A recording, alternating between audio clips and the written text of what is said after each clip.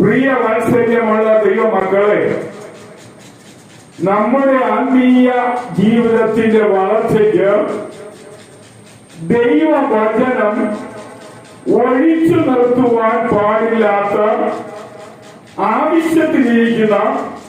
ആവശ്യമുള്ള അവിഭാജ്യ ഘടകമായി നമ്മൾ കാണണം എന്ന് കർത്താവിന്റെ നാമത്തിൽ ഓർപ്പിക്കുകയാണ്. ലൂക്കോസ് എഴുതിയ സുവിശേഷം 6-ാം അധ്യായം അതിന്റെ 38-ാം വാക്യം ഇങ്ങനെ വായിക്കുന്നു. ലൂക്കോസ് എഴുതിയ സുവിശേഷം 6-ാം അധ്യായം അതിന്റെ 38-ാം വാക്യം.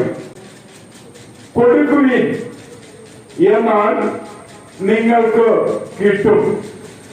അമർത്തി കുലുക്കി നിറഞ്ഞു കവിയുന്ന നല്ല അളവ് നിങ്ങളുടെ മടിയിൽ തരും. നിങ്ങൾ അളക്കുന്ന അളവിനാൽ നിങ്ങൾക്കും അളന്ന് കിട്ടും. നമ്മുടെ കർത്താവായ യേശു തന്റെ 4 സുവിശേഷ കാര്യങ്ങളുമായുള്ള ബന്ധത്തിൽ ഈ ഒരു വാക്യം മാത്രമേ ഈ വിഷയവുമായുള്ള ബന്ധത്തിൽ പറഞ്ഞിട്ടുള്ളൂ എന്ന കാര്യം ശ്രദ്ധാർഹമാണ്. കർത്താവായ യേശു ക്രിസ്തു സുവിശേഷത്തിൽ പറഞ്ഞ കാര്യങ്ങളുടെ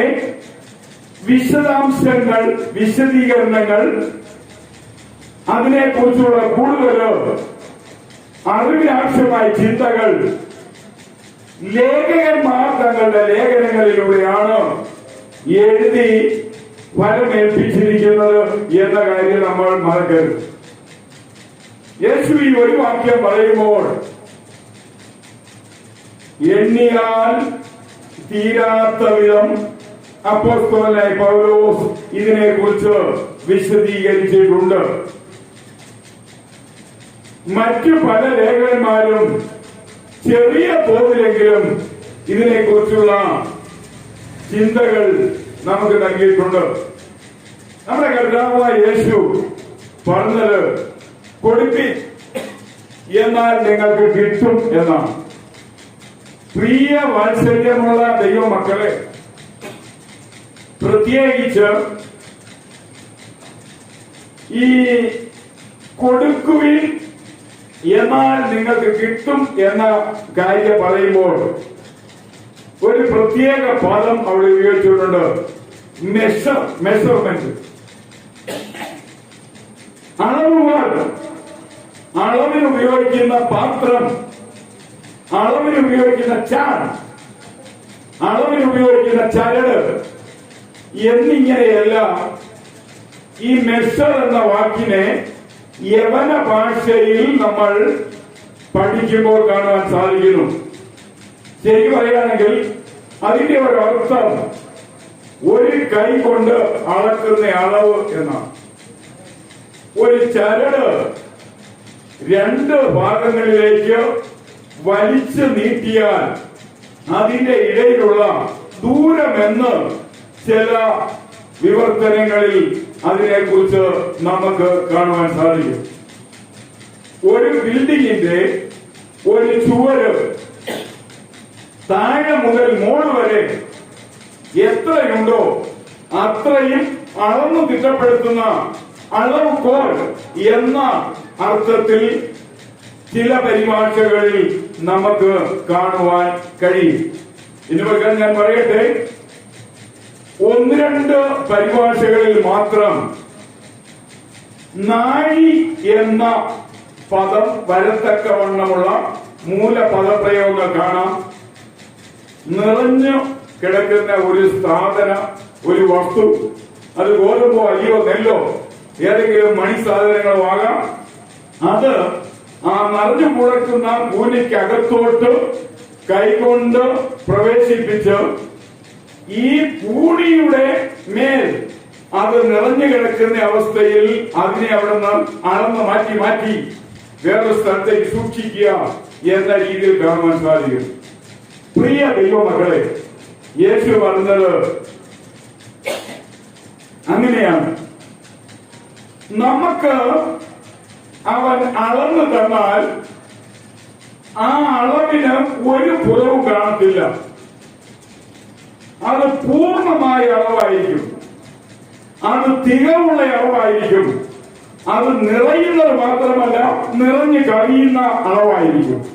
പ്രിയ വാത്സല്യമുള്ള ദൈവമക്കളെ, ലോകപ്രകാരം ഉപയോഗിക്കുന്ന ഒരു മെഷർമെന്റിന്റെ അളവിന് ഒരു പരിധിയുണ്ടെങ്കിൽ, അതിനൊരു കണക്കുണ്ടെങ്കിൽ, കണക്കില്ലാത്ത അളവ് അളക്കുന്നവൻ ഒറ്റവനേ ഉള്ളൂ. അവൻ നമ്മുടെ കർത്താവായ യേശു മാത്രമാണ്. ഈ ഭൂമിയിൽ ഒരളവ് കാരണം അങ്ങനെ ഒന്ന് അളന്നു കൊടുക്കുവാൻ കഴിയത്തില്ല.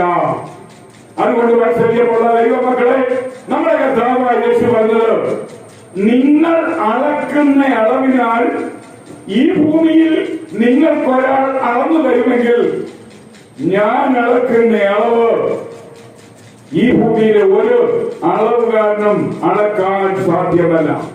അതുകൊണ്ട് എന്നെ കേൾക്കുന്ന വാത്സല്യമുള്ള സഹോദരങ്ങളോട് ഞാൻ പറയട്ടെ, പരിമിതമായ, നിശ്ചിതമായ, നിശ്ചയപ്പെടുത്താത്ത, ഒരു ക്രമീകരണത്തിന്റെ പൂർത്തീകരണത്തിലേക്ക് വരാത്ത ഒരളവ് അളക്കുവാൻ നമ്മുടെ ദൈവത്തെ കൊണ്ട് കഴിയും.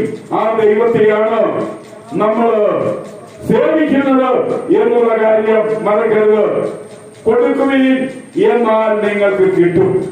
ഇപ്പൊ ദൈവത്തിന്റെ വ്യവസ്ഥ എന്ന് പറഞ്ഞാൽ, പ്രിയ ദൈവമക്കളെ, ഗീവ് വിത്ത് ഗീവൺ, കൊടുക്കുന്നവരോട് കൂടെ വാങ്ങൽ കൂടെയാണ്. അതുകൊണ്ട് വാത്സല്യമുള്ള ദൈവമക്കളോട് പറയട്ടെ, കൊടുത്തിട്ട് നീ വെയിറ്റ് ചെയ്യേണ്ട. അതുകൊണ്ടാണ് ഗീവ് വിത്ത് ഗീവൺ, കൊടുക്കുന്നതിനോട് ചേർന്ന് തന്നെ, അതിനോടൊപ്പം തന്നെ നമുക്ക് കിട്ടിക്കൊണ്ടേയിരിക്കും എന്ന കാര്യം നമ്മൾ ദൈവസന്നിധിയിൽ അറിഞ്ഞുകൊണ്ട് മുന്നോട്ട് പോകണമെന്ന് കർത്താവായ യേശു ക്രിസ്തുവിന്റെ നാമത്തിൽ ഞാൻ ഓർപ്പിക്കുകയാണ്. ഉൽപ്പത്തി പുസ്തകം 14-ാം അധ്യായം അതിന്റെ 19-ാം വാക്യം പഠിക്കുമ്പോൾ, ഉൽപ്പത്തി പുസ്തകം 14-ാം അധ്യായം അതിന്റെ 19-ാം വാക്യത്തിൽ, അവൻ അവനെ അനുഗ്രഹിച്ചതുകൊണ്ട് അവനോട് പറഞ്ഞത്, ആകാശത്തിന്റെയും ഭൂമിയെയും സൃഷ്ടാവായ അത്യുന്നതനായ ദൈവത്താൽ അബ്രഹാം അനുഗ്രഹിക്കപ്പെടുമാറാകട്ടെ. ആമേൻ. പ്രിയ വാത്സല്യമുള്ള ദൈവമക്കളെ, ഇവിടെയാണ് ഗീവൻ, ഈ രണ്ട് വാക്കുകളുടെ ഇടയിൽ വിത്ത് എന്നൊരു പദം നമുക്ക് കാണാൻ സാധിക്കുന്നത്. പ്രിയ ദൈവമക്കളെ, ഈ കൊടുത്തു വാങ്ങുന്നതിനെ യോജിപ്പിക്കുന്ന, കൂട്ടിച്ചേർക്കുന്ന, സംയോജിപ്പിക്കുന്ന ഒന്നാണ് വിത്ത് എന്ന വാക്ക്. അതുകൊണ്ട് ഞാൻ പറയട്ടെ, ദൈവം അബ്രഹാമിനോട് പറയാണ്, അബ്രഹാമേ, നിന്നെ എല്ലാ രീതിയിലും ഞാൻ നിറവുള്ളവനാക്കി തീർക്കും. അബ്രഹാമേ, എല്ലാ തലങ്ങളിലും നിന്നെ ഞാൻ തികവുള്ളവനായി തീർക്കും. അബ്രഹാമേ, ഒരു അവസ്ഥയിൽ പോലും നിന്റെ ജീവിത അനുഭവത്തിൽ ഒരു ശൂന്യതയും ഒരു നിറവിന്റെ അനുഭവമില്ലാത്ത, ഒരു നിറവിന്റെ പൂർണ്ണതയില്ലാത്ത അവസ്ഥ കാണത്തില്ല എന്ന് ദൈവം തന്നോട് പറയാം. അതിന്റെ 20-ാം വാക്യം വായിക്കുമ്പോൾ, നിന്റെ ശത്രുക്കളെ നിന്റെ കയ്യിൽ ഏൽപ്പിച്ചു തന്ന അത്യുന്നതനായ ദൈവം, വാഴ്ത്തപ്പെട്ടവൻ അബ്രഹാം, അവന് സകലത്തിന്റെയും ദശാംശം കൊടുത്തു. പ്രിയ വാത്സല്യമുള്ള ദൈവമക്കളെ, ഇന്ന് പ്രകാരം ഞാൻ നിങ്ങളോട് പറയട്ടെ, അബ്രഹാം ആദ്യം കൊടുക്കുന്നു, രണ്ടാമത് വാങ്ങുന്നു. നിങ്ങൾ വേദപുസ്തകം ഈ ഭാഗങ്ങളെല്ലാം നല്ലതുപോലെ ചേർത്ത് പരിശോധിച്ച് പഠിച്ചാൽ അബ്രഹാം കൊടുക്കുന്നതിന് മുമ്പ് ഒന്നും വാങ്ങിയതായി കാണുന്നില്ല.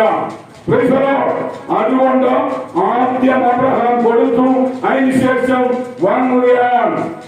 15-ാം അധ്യായത്തിലേക്ക് വരുമ്പോൾ, അതിനുശേഷം യഹോവ ദർശനത്തിലൂടെ അബ്രഹാമിനോട് അരുളി ചെയ്തത്, അബ്രഹാമേ, ഭയപ്പെടേണ്ട, ഞാൻ നിന്റെ പരിചയം നിന്റെ അതിമഹത്തായ പ്രതിഫലവുമാകുന്നു. പ്രിയ ദൈവമക്കളെ, ദൈവം പറയാണ്, fear not Abraham, I am thy shield and exceeding great reward. ഞാൻ നിന്റെ സംരക്ഷണ കവചവും ഏറ്റവും വലിയ അനുഗ്രഹ ശൃംഖലയുമാണ്. അങ്ങനെയെങ്കിൽ പ്രിയ ദൈവമക്കളെ, ഇവിടെ പറയുന്ന ദൈവത്തിന്റെ വാക്കിനെ നമ്മൾ ചിന്തിക്കുമ്പോൾ നിറഞ്ഞു കവിയുന്ന ആത്മീയ അനുഭവമാണ് നമുക്ക് അവിടെ കാണുവാൻ സാധിക്കുന്നത്. സങ്കീർത്തനം 24 പോയാൽ അവിടെ ഇങ്ങനെ വായിക്കുന്നു, ഭൂമിയും അതിന്റെ പൂർണ്ണതയും ഭൂതലവും അതിന്റെ നിവാസികളും യഹോവയ്ക്കുള്ളതാകുന്നു. പ്രിയ ദൈവമകളെ, ഈ പ്രപഞ്ചത്തിലുള്ള സകല മനുഷ്യരും ദൈവത്തിൻ്റെതാകിയാൽ ദൈവത്തിന് അവൻ കൊടുക്കണമെന്നുള്ള ആധികാരിക അവസ്ഥ ഇവിടെ കാണുവാൻ കഴിയുകയാണ്. 89 സങ്കീർത്തനത്തിലേക്ക് വരുമ്പോൾ, സങ്കീർത്തനം 89 അതിന്റെ 11 വാക്യം നമ്മൾ പഠിക്കുമ്പോൾ അവിടെ ഇങ്ങനെ വായിക്കുന്നു. 89 സങ്കീർത്തനം അതിന്റെ 11 വാക്യത്തിൽ ഇങ്ങനെ വായിക്കുന്നു, ആകാശം നിനക്കുള്ളതാകുന്നു, ഭൂമിയും നിന്റേതാകുന്നു, ഭൂതലവും അതിന്റെ പൂർണ്ണതയും നീ സ്ഥാപിച്ചിരിക്കുന്നു. ആകാശം നിന്റേതാകിയാൽ അവൻ കൊടുക്കണം, ഭൂമി അവന്റേതാകിയാൽ അവൻ കൊടുക്കണം. എല്ലാ ആകാശഭൂമിയുടെയും അനുഗ്രഹങ്ങൾ അവന്റേതാകിയാൽ അവന് കൊടുക്കണമെന്ന് ദൈവത്തിന്റെ മാറ്റമില്ലാത്ത വചനം നമ്മളെ പഠിപ്പിക്കുകയാണ്. ലേവ്യ പുസ്തകം 25 അധ്യായം അതിന്റെ 23 വാക്യം വായിക്കുമ്പോൾ, ലേവ്യ പുസ്തകം 25 അധ്യായം അതിന്റെ 23 വാക്യം വായിക്കുമ്പോൾ, നിലം നിത്യ അവകാശമായി വിൽക്കരുത്, ദേശം എനിക്കുള്ളതാകുന്നു. പ്രിയ ദൈവമക്കളെ, ഏതൊരു മനുഷ്യനും കരന്തിരിവോടെ അനുഭവിക്കുന്നതോ കരന്തിരിവില്ലാതെ അനുഭവിക്കുന്നതോമായ ഈ ഭൂമിയിലുള്ള ഒരു നൂറ് മണ്ണുണ്ടെങ്കിൽ അതിന്റെ അവകാശി ദൈവമാണ്. പ്രിയ ദൈവമക്കളെ, അതുകൊണ്ട് ദൈവത്തിന് മനുഷ്യൻ കൊടുത്തേ മതിയാകൂ എന്നതാണ് വിശുദ്ധ വേദപുസ്തകത്തിൽ നമുക്ക് കാണുവാൻ കഴിയുന്നത്. ഹഗ്ഗായിയുടെ പ്രവചനം 2-ാം അധ്യായം അതിന്റെ 8-ാം വാക്യത്തിലേക്ക് വന്നാൽ, ഹഗ്ഗായിയുടെ പ്രവചനം 2-ാം അധ്യായം 8-ാം വാക്യത്തിലേക്ക് വന്നാൽ, വെള്ളി എനിക്കുള്ളതാകുന്നു, പൊന്നും എനിക്കുള്ളത് തന്നെ എന്ന് സൈന്യങ്ങളുടെ യഹോവ അരുളിച്ചെയ്യുന്നു. ആകാശം അവന്റേതാണ്, ഭൂമി അവന്റേതാണ്, മനുഷ്യർ അവന്റേതാണ്, മനുഷ്യന്റെ ആത്മദേഹികൾ അവന്റേതാണ്, മനുഷ്യന്റെ സമ്പത്ത് അവന്റേതാണ്, മനുഷ്യന്റെ ജീവിത സുഖ സൗകര്യങ്ങൾ എല്ലാം അവന്റേതാണ്. പൊന്നോ വെള്ളിയോ വിലയേറിയ ഏതൊരു വസ്തുക്കൾ ഈ ഭൂമിയിലുണ്ടോ അതെല്ലാം അവന്റേതാണ്. പ്രിയ ദൈവമക്കളെ, പൊന്ന് നിർമ്മിച്ച ഒരു മനുഷ്യന് ഈ ലോകത്തിലില്ല, വെള്ളി നിർമ്മിച്ച ഒരു മനുഷ്യൻ ഈ ഭൂമിയിലില്ല, വജ്രം നിർമ്മിച്ച ഒരു മനുഷ്യൻ ഈ ഭൂമിയിലില്ല. അതെല്ലാം ദൈവത്തിൻ്റെത്. ഈ ഭൂമിയിൽ നിന്ന് ഖനനം ചെയ്ത് കണ്ടെടുത്ത് തങ്ങളുടേതാക്കി തങ്ങൾ അനുഭവിക്കുമ്പോൾ അതിന്റെ യഥാർത്ഥ ഉറവിട കേന്ദ്രം ദൈവമാണെന്നുള്ള യാഥാർത്ഥ്യം മനുഷ്യൻ മറക്കരുത്. പ്രിയ വാത്സല്യമുള്ള ദൈവമക്കളെ, യെഹെസ്കേലിന്റെ പ്രവചനം 18-ാം അധ്യായം അതിന്റെ 4-ാം വാക്യം വായിക്കുമ്പോൾ, സകല ദേഹികളും എന്റേതാകുന്നു, അപ്പന്റെ പ്രാണനും മകന്റെ പ്രാണനും ഒരുപോലെ എനിക്കുള്ളതാകുന്നു, പാപം ചെയ്യുന്ന ദേഹി മരിക്കും. പ്രിയ ദൈവമക്കളെ, മക്കളുടെ മേൽ അവകാശം മാതാപിതാക്കൾക്കെന്ന് ഈ ലോകപ്രകാരം നിസ്സാരമായി പറയുമ്പോൾ, അവരുടെ മേൽ പോലും മാതാപിതാക്കളെക്കാൾ വലിയ ആധികാരിക അവകാശമുള്ളവൻ ദൈവമാണ്. സകല ദേഹികളും എനിക്കുള്ളത്. അതുകൊണ്ടാണ് സുവിശേഷങ്ങളിൽ കർത്താവായ യേശു ഇങ്ങനെ പറഞ്ഞത്, പാപം ചെയ്യുന്ന ദേഹി മരിക്കും. ആമേൻ, ആമേൻ. പാപം ചെയ്യുന്ന ദേഹി മരിക്കും. അതാണ് പാപത്തിന്റെ ശമ്പളമായ മരണം. പ്രിയ വാത്സല്യമുള്ള ദൈവമക്കളെ, ഈ കാണുന്ന ദൃശ്യമായ ഭൗതികമായ ഈ ശരീരത്തെ വേദനിപ്പിക്കുവാനോ വിഷമിപ്പിക്കുവാനോ പ്രയാസപ്പെടുത്താനോ പീഡിപ്പിക്കുവാനോ നശിപ്പിക്കുവാനോ ഇല്ലായ്മ ചെയ്യുവാനോ ഈ ലോകത്തിൽ ആർക്കും കഴിഞ്ഞു എന്നോന്നേക്കാം. എന്നാൽ ഞാൻ പറയട്ടെ, ഈ ലോകത്തേക്കാൾ വിലയേറിയ നമ്മുടെ ഇന്നർ പേഴ്സണാലിറ്റി എന്ന് പറയുന്ന ഹ്യൂമൻ സോൾ, മനുഷ്യന്റെ ദേഹിയെ കൊല്ലുവാനോ കൊല ചെയ്യുവാനോ നശിപ്പിക്കുവാനോ ആകാശത്തിനോ ഭൂമിക്കോ മനുഷ്യരാക്കിയോ പ്രകൃതിക്കോ സാധ്യമല്ല.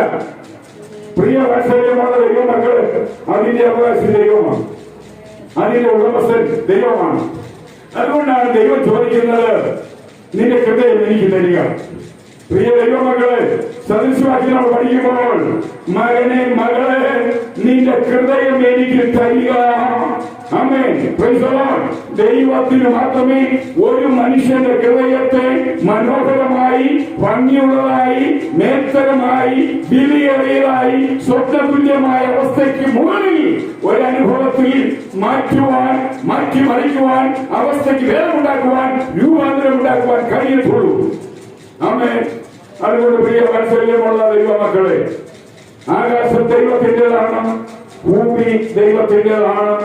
മനുഷ്യർ അഭ്യസിക്കുന്ന, മനുഷ്യർ അനുഭവിക്കുന്ന, മനുഷ്യർ ഉപയോഗിക്കുന്ന മണ്ണ് മുതലുള്ള സകലതും ദൈവത്തിൻ്റെതാണ്.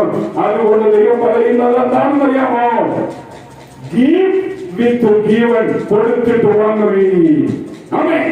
അതുകൊണ്ട് വാത്സല്യമുള്ള ദൈവമക്കളെ, നമ്മള് ദൈവത്തിന് കൊടുക്കണം, ദൈവവേലയ്ക്ക് കൊടുക്കണം, ദൈവരാജ്യത്തിന്റെ വ്യാപ്തിക്ക് വേണ്ടി കൊടുക്കണം, ദൈവാലയങ്ങളുടെ പുഷ്ടിക്ക് വേണ്ടി നമ്മൾ കൊടുക്കണം, ദൈവം നമ്മളിൽ പ്രസാദിക്കുവാനായി നമ്മൾ കൊടുക്കണം എന്നുള്ളത് യാഥാർത്ഥ്യമാണ്. ആ യാഥാർത്ഥ്യത്തിൽ നിന്ന് നമുക്ക് ഒരിക്കലും ഒഴിഞ്ഞു മാറുവാൻ സാധ്യമല്ല. ഇങ്ങനെ മനുഷ്യർ ചോദിക്കും, ദശാംശം എന്തിന്? ദൈവത്തിന്. പ്രിയ ദൈവമക്കളെ, ബൈബിൾ പറയുന്നു, ഉൽപ്പത്തി പുസ്തകം 14-ാം അധ്യായം 16 മുതൽ 20 വരെയുള്ള വാക്യങ്ങളിൽ മനുഷ്യന് ദശാംശം വേണ്ട, ദശാംശം ദൈവത്തിന് മതി. പ്രിയ വാത്സല്യമുള്ള ദൈവമക്കളെ, ദൈവം മനുഷ്യനോട് ചോദിക്കുന്ന ഏറ്റവും ചെറുത് ദശം എന്ന് പറയുമ്പോൾ നമുക്കറിയാം 10 ആണ്, 10-1, 100-1. അങ്ങനെ അതിന്റെ കണക്ക് നമ്മൾ മുന്നോട്ട് ചിന്തിച്ചാൽ, പ്രിയ ദൈവമക്കളെ, 10-ന്റെ 1%, 100-ന്റെ 10%, 1000-ന്റെ 100%, ഇതേപോലെയാണ് ദൈവം ചോദിക്കുന്നത്. ഏറ്റവും ചെറുത് നമ്മളിൽ നിന്ന് അവർ ചോദിക്കുകയാണ്. പലപ്പോഴും നമ്മുടെ അറിവുകേടിൽ, നമ്മുടെ അജ്ഞതയിൽ നമുക്കത് ഉൾക്കൊള്ളാൻ പ്രയാസമാണ്. പ്രിയ വാത്സല്യമുള്ള ദൈവമക്കളെ, ദൈവത്തിന് കൊടുക്കണമെന്ന് പറയുമ്പോൾ നമ്മുടെ മുഖഭാവം തന്നെ മാറിപ്പോവുകയാണ്, നമ്മുടെ ചിന്ത തന്നെ മാറിപ്പോവുകയാണ്, നമ്മുടെ സ്വഭാവം തന്നെ മാറിപ്പോവുകയാണ്.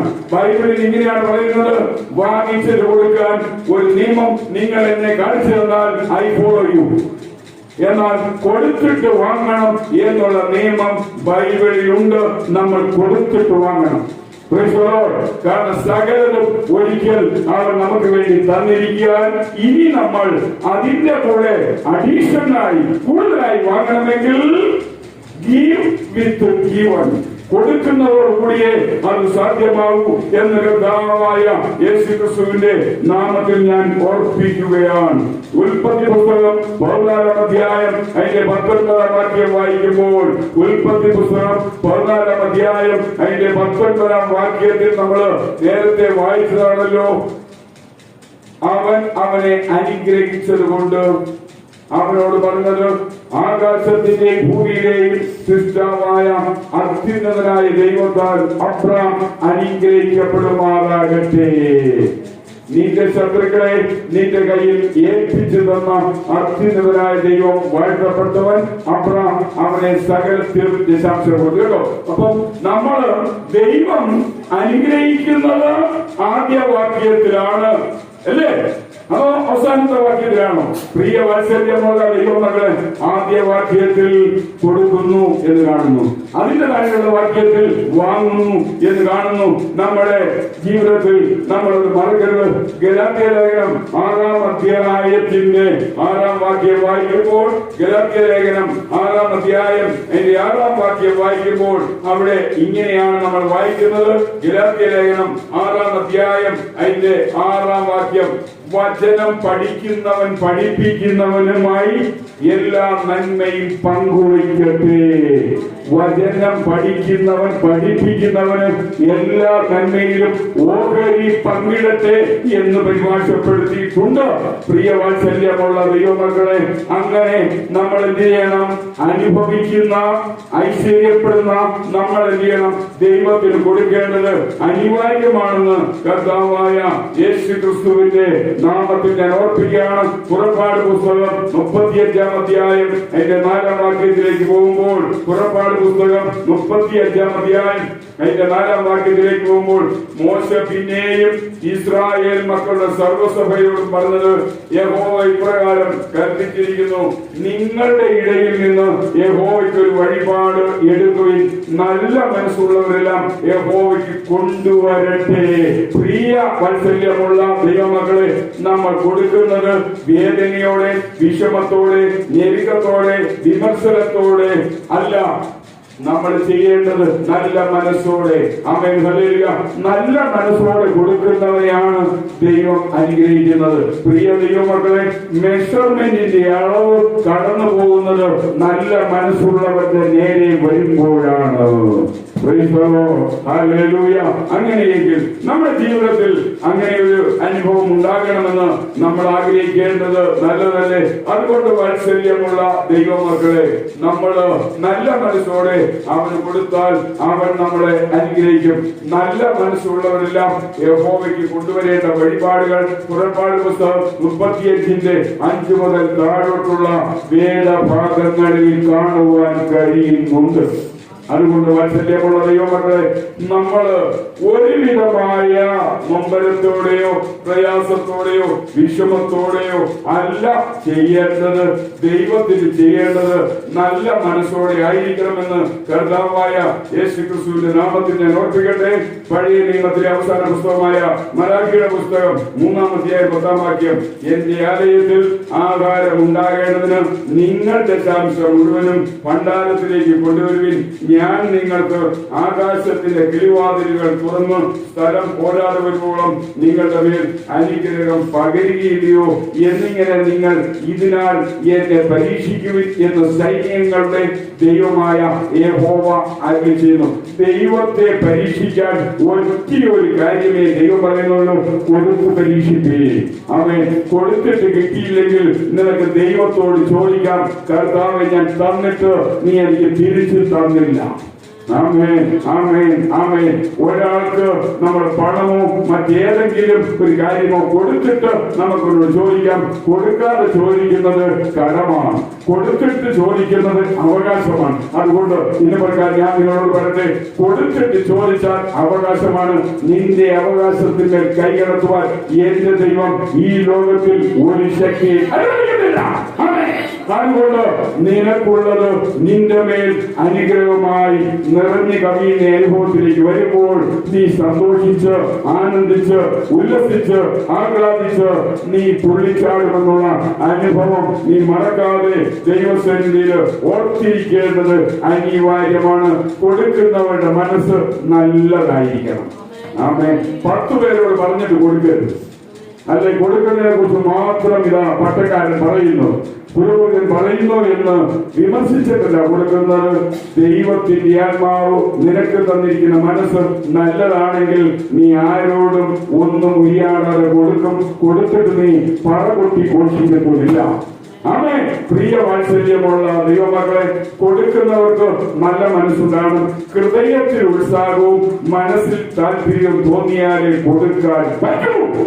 അങ്ങനെയെങ്കിൽ പ്രിയ വാത്സല്യമുള്ള ദൈവമക്കളെ, ഔദാര്യ മനസ്സുള്ളവർ കൊടുത്ത് ദൈവത്തിൽ നിന്ന് അതിന്റെ മടങ്ങുകൾ മടങ്ങുകൾ മടങ്ങുകൾ ഒത്തിരിയായി വാങ്ങിച്ച് അവർ അനുഗ്രഹിക്കപ്പെടുമെന്ന് കർത്താവായ യേശു ക്രിസ്തുവിന്റെ നാമത്തിൽ ഞാൻ ഓർപ്പിക്കുകയാണ്. അതുകൊണ്ട് മറക്കരുത്,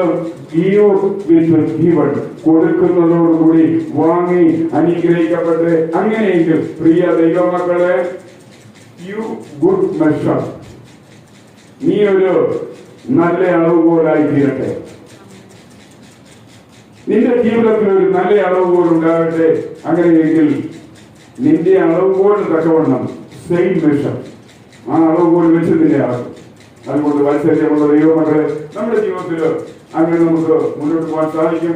രണ്ട് കാര്യങ്ങളാണ് പറയുന്നത്: ടൈറ്റ്സ് ആൻഡ് ഓഫറിംഗ്, ദശാംശവും വഴിപാട്. നമ്മൾ സ്വമേധ നേർച്ച നേർന്നതാണ് വഴിപാട്. എന്നാൽ നമ്മൾ കൊടുക്കാനായിട്ട് അർഹതപ്പെട്ടതാണ് ദശാംശം. പ്രിയ വാത്സല്യമുള്ള ദൈവമക്കളെ, നമ്മൾ ദൈവത്തിന് കൊടുത്തു, ദൈവം തന്നില്ല എങ്കിൽ നിനക്ക് പരാതിപ്പെടാൻ ദൈവവചനത്തിൽ വ്യവസ്ഥയുണ്ട്. അതുകൊണ്ട് നീ കൊടുത്തിട്ട് കിട്ടിയില്ല എങ്കിൽ നീ പരാതിപ്പെടും. നിനക്ക് സപ്പോർട്ട് ചെയ്യുവാൻ മറ്റധികം കാണും. കൊടുക്കാതെ നിനക്ക് വേണം വേണം വേണം എന്ന് പറഞ്ഞാൽ, പ്രിയ വാത്സല്യമുള്ള ദൈവമക്കളെ, ഒരു രീതിയിലും ആർക്കും നിങ്ങളെ സപ്പോർട്ട് ചെയ്യുവാനോ തുണയ്ക്കുവാനോ സാധിക്കത്തില്ല. ആമേൻ. അതുകൊണ്ട് വാത്സല്യമുള്ള ദൈവമക്കളെ, ഒരു കാരണവശാലും ദൈവമക്കള് ഒരു കാരണവശാലും ഇല്ല ഇല്ല ഇല്ല, പട്ടിണിയാണ്, ദാരിദ്ര്യമാണ്, ഞെരുക്കമാണ്, പ്രയാസമാണെന്ന് ഒരു വാക്ക് തന്റെ അധരത്തിൽ നിന്ന് വീഴുവാൻ അനുവദിക്കാത്ത നമ്മുടെ ദൈവം. അങ്ങനെയെങ്കിൽ സമ്പന്നനായ ദൈവത്തെ നീ അനുഗമിക്കുന്നതിൽ നിനക്ക് ദാരിദ്ര്യം ആവശ്യമില്ല, നിനക്ക് പ്രയാസം ആവശ്യമില്ല, നിനക്ക് പരിഭവങ്ങൾ ആവശ്യമില്ല, നിനക്ക് ബുദ്ധിമുട്ടുകൾ ആവശ്യമില്ല, നിനക്ക് ഞെരുക്കങ്ങൾ ആവശ്യമില്ല. കൊടുത്തിട്ട് മുട്ടു തീരാത്ത ഒരുവനും കാണത്തില്ല. കൊടുക്കാതെ മുട്ടു തീർന്ന ഒരുത്തനും ഈ ഭൂമിയിൽ ഉണ്ടാകത്തും. അതുകൊണ്ട് വാത്സല്യമുള്ള ദൈവമക്കളെ, ഈ വിത്ത് ജീവൻ കൊടുക്കുന്നതോടുകൂടെ വാങ്ങിക്കാം. അതിനായി കർത്താവായ യേശുക്രിസ്തുവിന്റെ നാമത്തിൽ ഞാൻ നിങ്ങളെ ആഹ്വാനം ചെയ്യുന്നു. ലൂക്കോസിന്റെ സുവിശേഷം 6-ാം അധ്യായം 37-ാം വാക്യം, നിങ്ങൾ കൊടുത്തു വാങ്ങിച്ച് പുഷ്ടിയുള്ളവരായി ഫലപൂർണ്ണതയിലെത്തിച്ചേരുവാൻ പരിശുദ്ധ കർത്താവ് സഹായിക്കട്ടെ. ആമേൻ.